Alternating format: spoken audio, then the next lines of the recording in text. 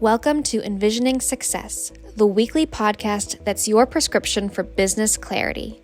In today's episode, we unravel the secrets behind integrative marketing campaigns and share why a multi-pronged approach is best for marketing. Julia and Laura guide you through the intricacies of branding that goes beyond logos. Learn how to craft intentional messaging for diverse platforms, ensuring your brand refresh resonates everywhere.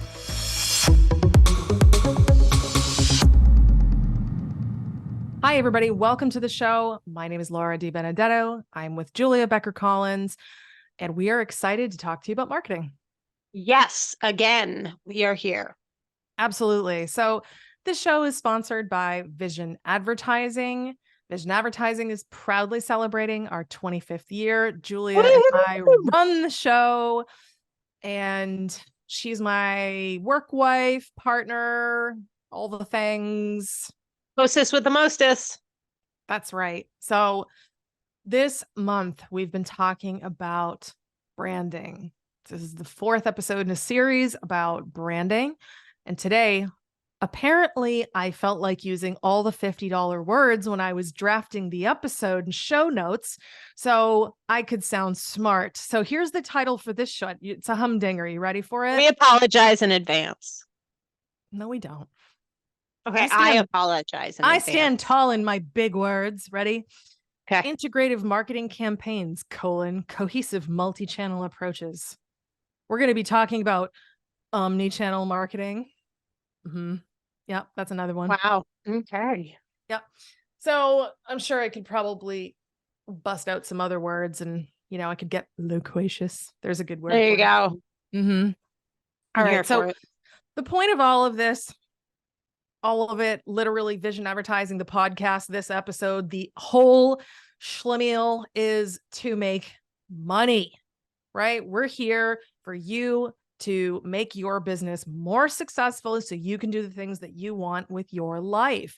That's what Vision Advertising does. We help people with branding. We help people with marketing, and we talk to business leaders such as yourself all day, every day about helping their business dreams come true. So the whole thing about branding is, well, you need to pay attention to it because there's money in it for you. You're going to make more money, easier money, faster money, better money, and more fun money. So, there's really, as we said last episode, we are not allergic to fun. No, there's no downsides here to paying attention to it. It might be a little challenging, but you know what? As anyone who goes to the gym will tell you, something hard is always good for you. So. See what I did there, Julia? See that? I'm going to keep my comments to myself right now because this is a professional podcast. Yeah, whatever. I also pick things up and put them down. All right. So, Laura, talk to us about your $50 word title. All right. So let me translate this into English for you. So integrative marketing campaigns means you're doing a lot and it's all connected. Cohesive means it all sticks together. Multi-channel means you're all over the place. As I like to say, a multi-prong approach. Yeah. So integrative marketing campaigns, cohesive multi-channel approach basically means, in plain English, you're doing a bunch of stuff that makes sense and it all works in harmony. And it's in a bunch of places. Should we have titled the episode that you're doing a bunch of stuff? Do things. Lots of places. I wouldn't have played as well. Well, okay. $50 words it is. Cool. So here's the thing. We talked about what branding is. We talked about branding and what it's not. A lot of people do make the assumption and do listen to the episodes earlier this month about this to get greater context, but branding is how people perceive you. Branding is not just your logo. Your logo is a part of it. It matters. Like the Coca-Cola logo is part of the Coca-Cola brand, but it's how do people talk about you when you're not there? How do people understand you and what you do? Like, what is the perception? And you can manage that. You can inform that when you have a cohesive, professional, organized brand where you've paid attention to the details. That's when you make money because people perceive you as a person to trust and that is reliable. So they expect a positive business experience with you, so they're more likely to give you money. That's how that works. Agreed. So here's the overview, right? It's, God, there's that word holistic again. Here's my show notes. It's a holistic look at how to ensure your brand refresh is seen and felt everywhere. I think you were channeling me when you wrote that, because I do love to use the word holistic. I was like, how do I tap into my inner Julia? There you go. Well, let's explain what holistic means. Because if you know me, I don't like to assume that people know everything, and words It's are your difficult. word, man. You do it. So oftentimes when people hear the word holistic, they do think like finding your chakras and doing yoga and essential oils. And that is actually not what it means. Holistic is a large picture at a whole bunch of areas. Really, that's the best way I can explain it. So oftentimes holistic is used to describe, quote, holistic medicine, because they're looking at the entire body instead of a single body part or a single problem, because your body is all connected. In marketing, it is the same way. So rather than just looking at your logo or just looking at your brand, we are looking at how it integrates, see the use of the word there, into all the different parts, whether it's internal, excuse me, or external. How your employees talk about your brand, how you are represented on social media, what your website says, what your salespeople say when they're in meetings, what you say in an article when you're interviewed by a business journal, etc. So, like we said, a multi-prong approach, but really when we're thinking about holistic, we're thinking about how all those areas integrate together to represent your big B brand. Yep. And if you want a nice, simple way to put a bow on it, holistic means the whole thing. There you go. Leave it to me to always just distill it down to the most basic Yeah, point. but that's why we complement each other. I kind of feel like there needs to be a W in the word holistic, but there isn't. I know. Who's responsible for this crap? Who do we complain to? I want to start picketing. Really? You want to put that much effort into it? Well, I'm ready to start a war over the Oxford comma, so yeah. Bring it. Oh, boy. We are Team Oxford comma. This is where we first fell in platonic love, because she is a devotee and so am I. That is very true. I am Team Oxford comma over here. Yeah. So, cool. Laura, why don't you tell us about the importance of omni-channel marketing in today's digital age? Sure, I would be happy to do it. Here's the deal. There's new stuff being put out there all the time. It's very technical. Thank you. I do what I can. And your customers are getting younger and younger as you're getting older and older. Mm-hmm. And they're using the new stuff. Mm-hmm. So if you'd like to pick up those customers that are getting younger and younger, you might want to hang out where they hang out. So the term omni-channel basically means you're on all the channels. It is not necessary for you to be on all the channels, but you do need to be on the channels that your avatar, your ideal customer, is on. So what omni-channel means globally versus what omni-channel means to you are two different things. You can be omni-channel in terms of your specific avatar. If your avatar is like ours, they're going to be listening to podcasts. They're going to be going to physical events. They're going to be hanging out on LinkedIn, networking with people, and probably going to like awards ceremonies. Folks that are a bit more accomplished, they're not going to go to the business after hours things, not going to be hanging out on Facebook and Instagram, and definitely not TikTok. Doesn't mean that those are not good things to be on, but we know our customer. We know who we serve. Now, let's say you just opened up an awesome gardening shop or something, and you're targeting more of a millennial customer base that is really kind of going for things that are like, grammable, if you will. You're going to want to be on the Pinterest, on the TikTok, and you're going to want to create that envy, garden envy, whatever it is. So if you understand your avatar, you can be omni-channel in the things that are relevant to them. My favorite conversations ever not really, were the ones where I had an old curmudgeon telling me that I was a fool for trying to sell them on websites because it's a fad. That's a good time. Yeah, That's a it's fun like, time. okay. And yeah, treating me like I was the crazy person and the snake oil salesman for trying to bring these people kicking and screaming into the modern era. This was So that's not like when people tell me that reviews don't matter and they run a restaurant. That's fun. okay. Julia, you and I should write a fictional novel about things that are completely false when it comes to marketing. Like, let's call it I don't need a website and other lies as told by people that don't understand marketing. So, I mean, I'm joking, but yes, these things actually happened. You need to not necessarily participate in everything that comes down the pike, but you do need to be aware of it. So, for Mhm. example, there's a new technology out there that I don't know if it's going to do anything. Threads. Mhm. That's a meta product. It's basically supposed to be the alternative to Twitter. I am personally not on it, but it is something that we as a company have decided that we're going to take a look at. We're going to evaluate and then make a decision. Does it make sense for us to be there? And the main criterion for that one is our avatar on there? Right. Right. And right now it's mostly Facebook and Instagram users, and our avatar isn't there either. So the answer for us is no. Correct. But we Agreed. did the evaluation, and every time there's a new thing that comes out, like I'm sure there's going to be a new social media tool that's all the rage like next year. Great. Mhm. What is it? Let's evaluate it, and you should do the same thing.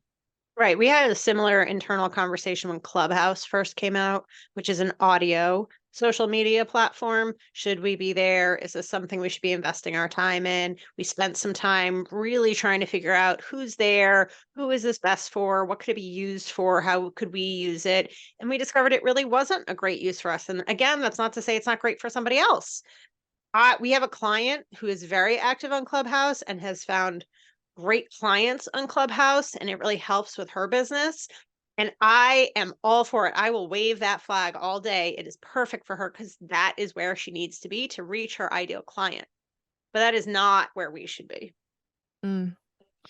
I think the other thing that you need to think about is taking your selfish bias out of it. And this is something that sometimes our clients struggle with. It's also something that I personally struggle with. Like, if you tell me that I need to spend time on Clubhouse, Right.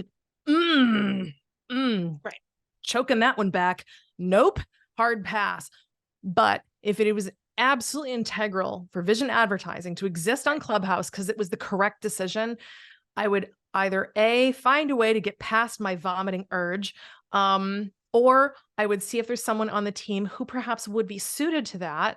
So we could have a brand presence there. It doesn't necessarily need to be my presence. One of the mistakes that I have heard so many leaders make over the years, I'm going to pick on Facebook. Oh, well, we don't need to be on Facebook. When their avatar is on Facebook, I would get a lot of aggressive arguing because they don't personally like it. And it's like, that's Right. okay. You can still hate it, but your company needs to have a presence there. Figure it out. Right. You need to take your ego out of the equation entirely.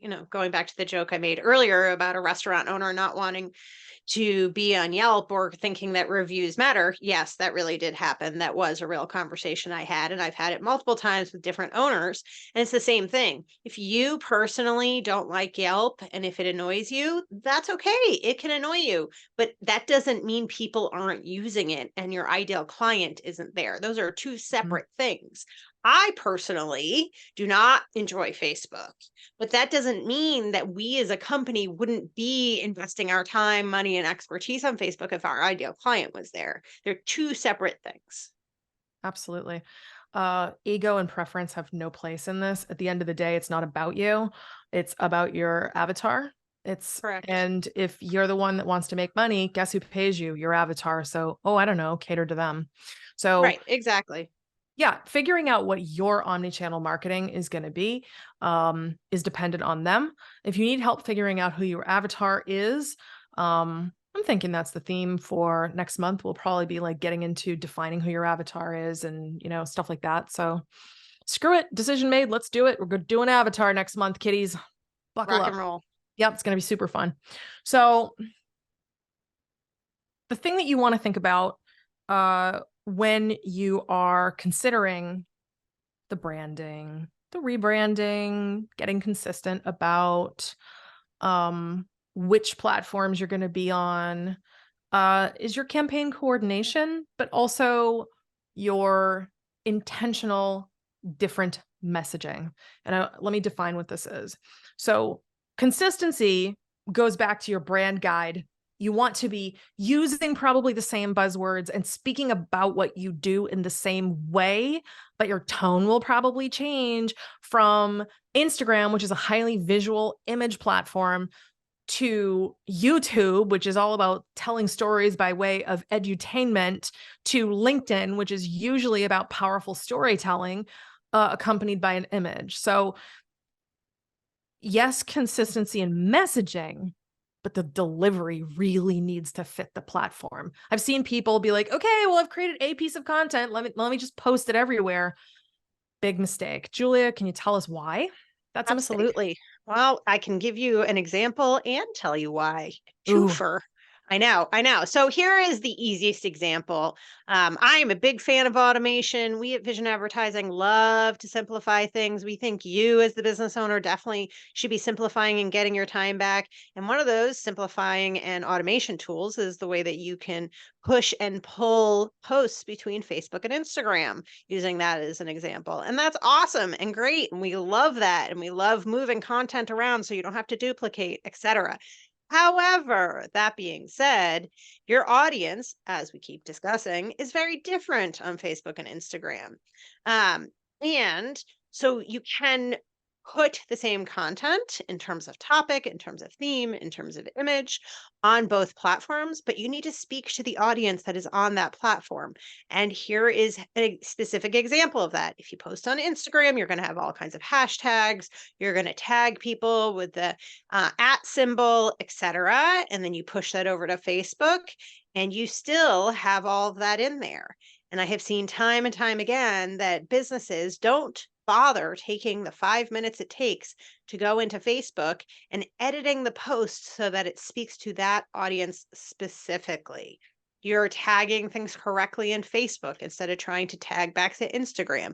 You're removing the hashtags and you're probably rewording a couple sentences because you want to speak to an older demographic. Sometimes marketers and sometimes business professionals assume that if you're on one platform, you're on the other, or at least you understand that it was pushed over from Instagram. And you should never assume that. And you should also not try to make your ideal client work for the understanding. You want to present it to them on a silver platter. Amen to that. So let's talk about measuring, right? I think that's probably one of the most overlooked things is analysis. Over the last year, I was able to pull $750,000 off of LinkedIn. And I did that because of analysis. Yes, I'm obviously a good content creator. I built a great audience of very highly active people who follow me specifically. Awesome, right? That's not the win. The money is the win, but the analysis is the way. The analysis actually leads you to understand what you did right so you can do more of it. And that's another part where you're removing your ego from a review of what's working and what's not working. Absolutely. I mean, let me tell you something. Along the journey to get those $750, $1,000, I got deplatformed like 6 times. I got in trouble. I got yelled at, blah, blah, blah. And honestly, it's fine. The reason why it's fine is because if you constantly are afraid to take risks and you're not willing to actually push the boundaries of something to see what works, you'll actually never know where the walls are and you'll not reach your potential. I now let me tell you something. I know where the damn walls are on LinkedIn. Okay. They're spiky and they hurt. I know where they are. Other people don't know where they are, so they don't say things. I understand what I can and can't say. And I always go right up to the edge of what will get me in trouble. And I speak plainly because that's what my avatar likes from me, actually across the board. It's interesting how my avatar for vision advertising and for my other company kind of the same, because there's a certain human being that likes this particular human being, me, Laura DiBenedetto, and there's a certain human being that likes Julia Becker Collins, and it's good to know that. But you have to take some risks, but the analysis is very important, and you have to take a look objectively, no big feelings about it, at your losses and be like, wow, don't just note that you failed or made a mistake. Note it, but why? Right. I would Why was it definitely a agree. swing and a miss?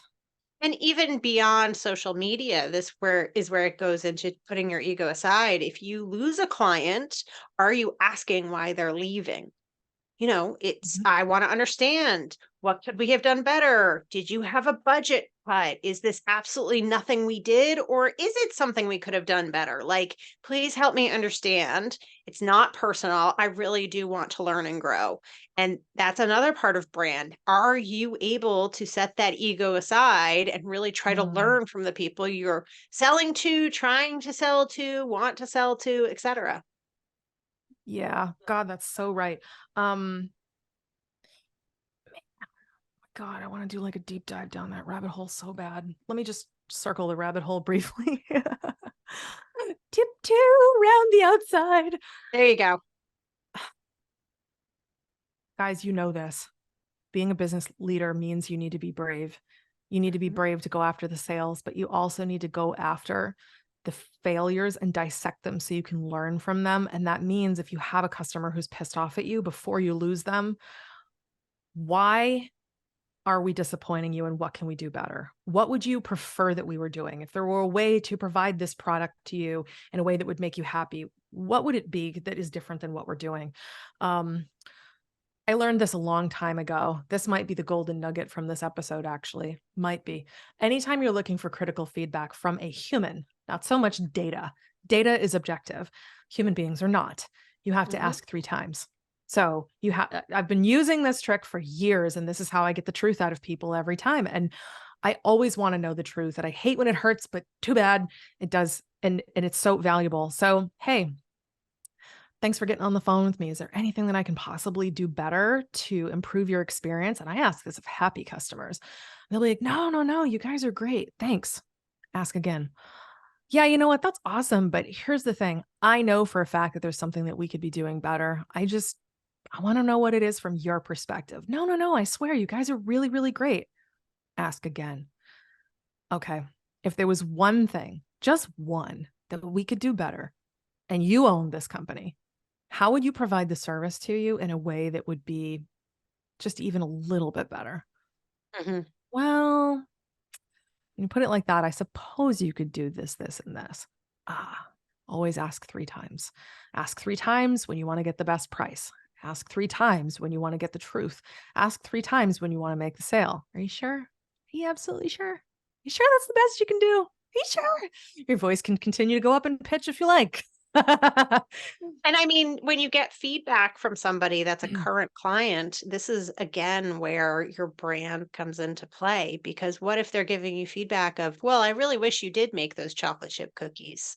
We, for the past number of episodes discussed a wedding cake baker. Well, if she or he asked for feedback and they said, well, I really wish you made chocolate chip cookies. It's great feedback to have, but you don't necessarily have to do it if it's not within your brand. And if you should add it or not add it, if you've done that internal work within the company to figure out what you're good at, what you should be doing, how you should be talking to people, and what your brand is.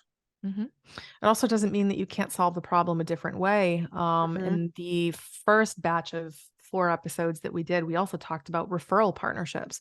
Sometimes if a customer says to you, just abusing the cookie example until it's just crumbs, now I want cookies.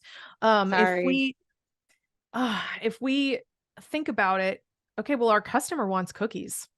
I don't want to make cookies. That's not my brand. I don't want to do it, but I also want to make my customer happy. Is this an opportunity for me to create a strategic partnership with someone who can make my customer happy? Meanwhile, I can make more money on this relationship and my customer wins. Where's the win-win here? Where is that? So if you ask yourself that question, when you say, no, I don't want to do that, you're still going to win regardless. Right. Agreed. And if you haven't listened to that episode, I definitely recommend going back and listening to it. Yep. So yeah, we talk about cookie scrumbling and, stupid stuff like Oxford comma and whatever, and we have fun on this. Not stupid. We True. love I mean, I am willing to go into battle. So they say the pen is mightier than the sword. All right. And on that note. Yeah, I think we can put a bow on this one. So this one, my God, hats off to me for creating the most word salad title ever. Integrative marketing campaigns, cohesive multi-channel approaches. I hope you enjoyed it. I hope it was educational for you.